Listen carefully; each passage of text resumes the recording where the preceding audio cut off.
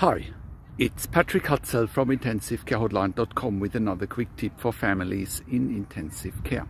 Today's tip is about having a loved one in intensive care. Ignorance is not bliss in the information age. So what do I mean by that?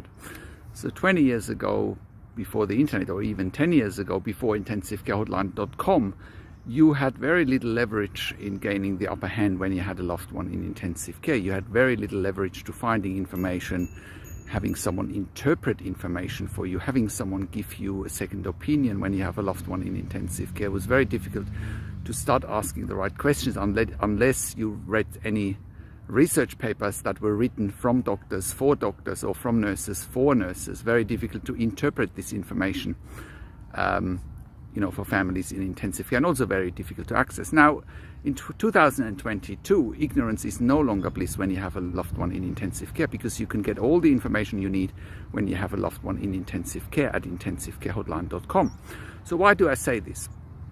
So the biggest challenge for families in intensive care is simply that they don't know what they don't know. They don't know what to look for, they don't know what questions to ask. They don't know their rights, and they don't know how to manage doctors and nurses in intensive care. But that's a thing of the past. If you are taking the right steps and really ignoring what you need to know when your loved one is in intensive care, is quite literally very detrimental, potentially deadly for you and your family. So we have so many families in intensive care coming to us and saying, look, my loved one died last year in ICU.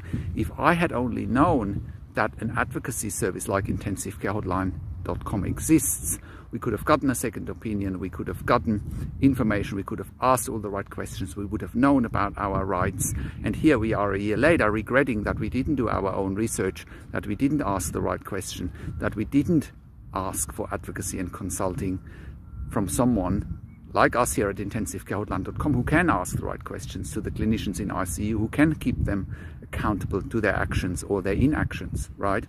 So you have no more excuse in 2022 not asking the right questions, not being one step ahead of intensive care teams, because now you have all the information at hand here at intensivecarehotline.com.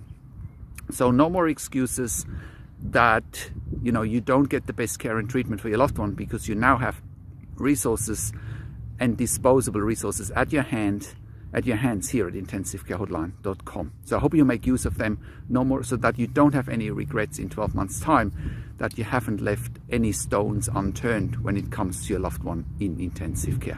So that is my quick tip for today. If you have a loved one in intensive care, go to intensivecarehotline.com, call us on one of the numbers on the top of our website, or simply send us an email to support@intensivecarehotline.com. Also, have a look at our membership for families in intensive care at intensivecaresupport.org. There you have access to me and my team, where you can ask questions 24 hours a day via email. If you need a medical record review, please also go and contact us. We can help you with a medical record review while your loved one is in intensive care or after intensive care. But the best case really is that you get medical records reviewed in real time while your loved one is in intensive care, because ignorance is no longer bliss in an information age.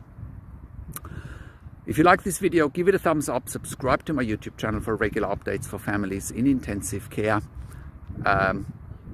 Share this video with your friends and families, click the notification bell, and comment below what you want to see next, or what questions and insights you have from this video. Thanks for watching. This is Patrick Hutzel from intensivecarehotline.com, and I'll talk to you in a few days.